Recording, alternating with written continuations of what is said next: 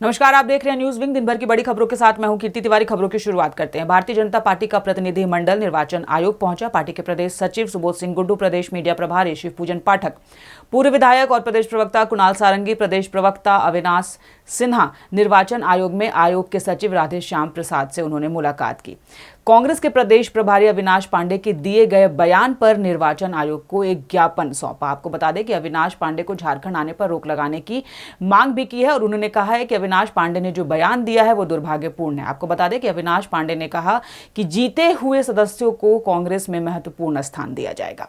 आज राज्य निर्वाचन आयोग में झारखंड में वर्तमान में जो त्रिस्तरीय पंचायत के चुनाव चल रहे हैं, उस चुनाव के निमित्त कल झारखंड के प्रभारी अविनाश पांडे जी का झारखंड में प्रवास हुआ था और प्रवास के क्रम में उन्होंने जिस प्रकार से मीडिया के सामने जो बातें कहीं,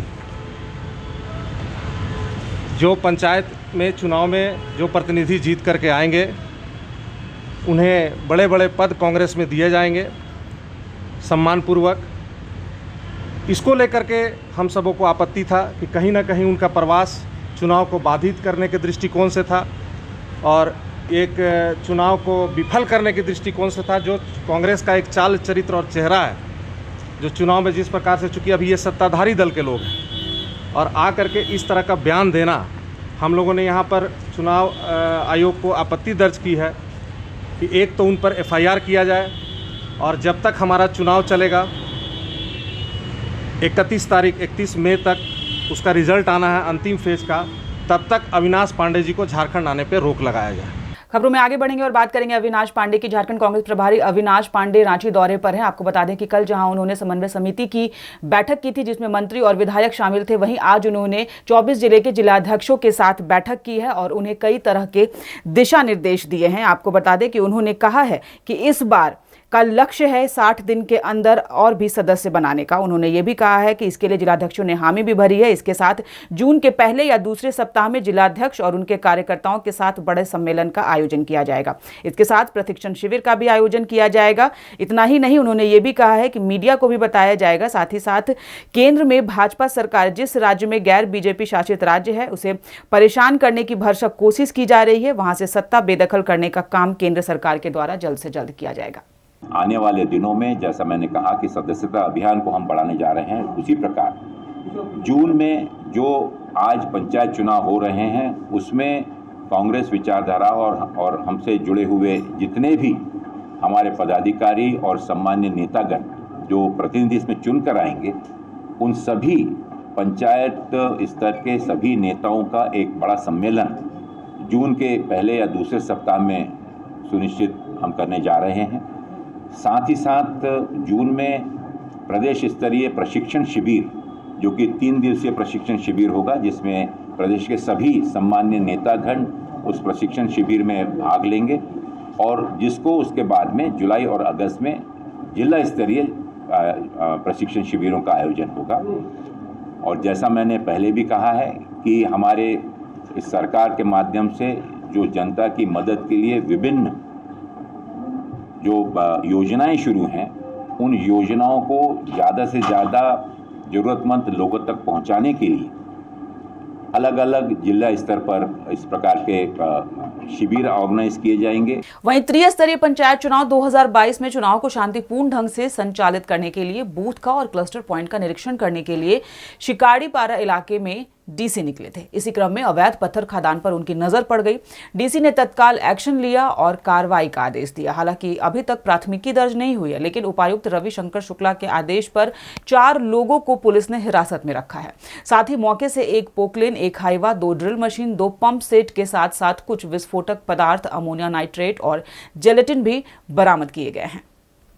वहीं सरायकेला खरसावा की कांडा थाना पुलिस को बड़ी सफलता हाथ लगी है। आपको बता दें कि पुलिस ने एक सुजुकी कार से नकली अवैध शराब जो है वो बरामद किया है। आपको बता दें कि पुलिस को गुप्त सूचना मिली थी, जिसके बाद पुलिस ने कार्रवाई की है। इसकी जानकारी देते हुए कांडा थाना प्रभारी राजन कुमार ने बताया कि सूचना की जानकारी वरीय पदाधिकारियों को देते हुए सनहा दर्ज किया गया है।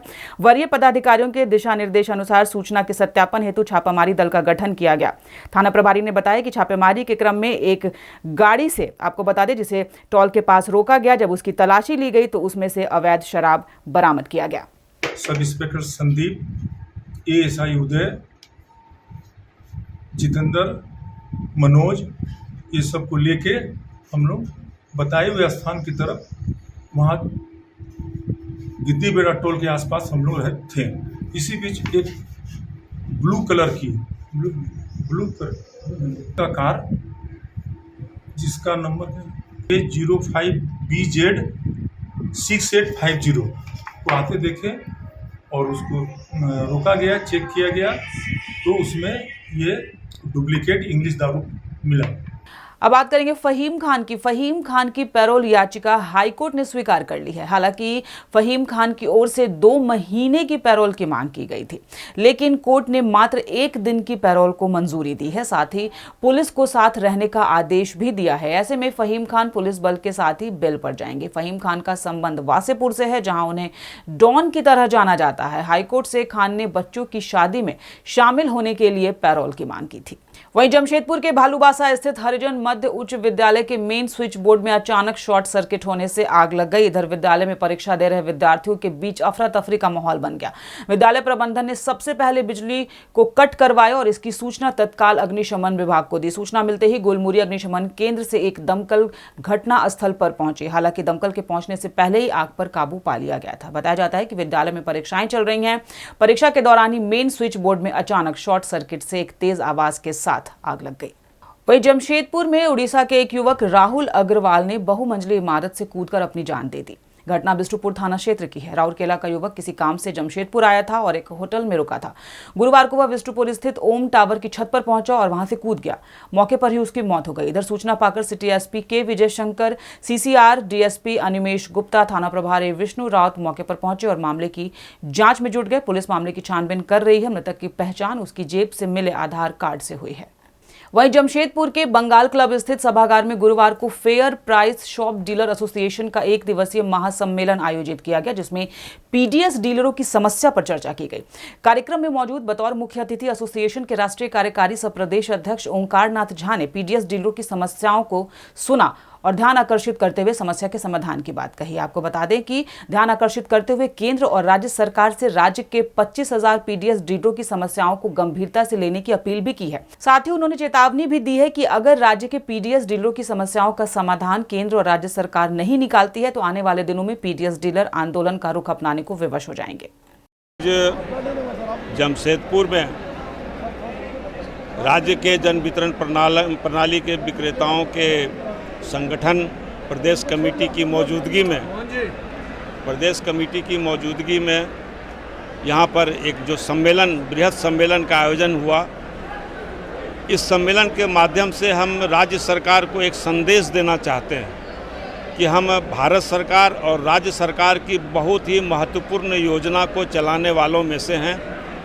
राज्य के 56 लाख लाभार्थी परिवार NFSA और 15 लाख ग्रीन कार्ड धारी लगभग 72 लाख लोगों को रोज़ाना हम राशन मुहैया कराते हैं।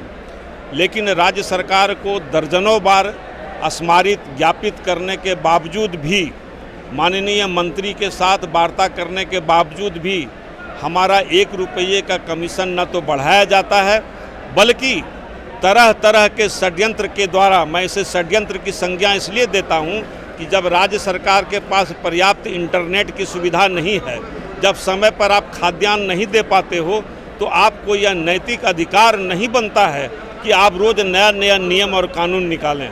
वहीं Indian academy of paediatrics Ranchi शाखा के द्वारा पहली बार NCECT एवं रांची पेडिकॉन 2022 का 2 दिवसीय आयोजन 7 मई एवं 8 मई को किया जा रहा है, जिसकी थीम है let every kid survive and thrive.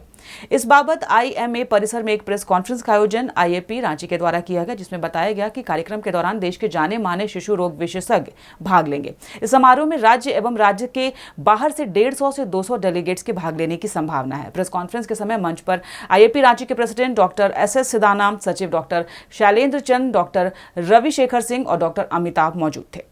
तो इस बुलेटिन में फिलहाल इतना ही। खबरों पर अपनी अपडेट और नजर बनाए रखने के लिए देखते रहिए न्यूज़ विंग TV।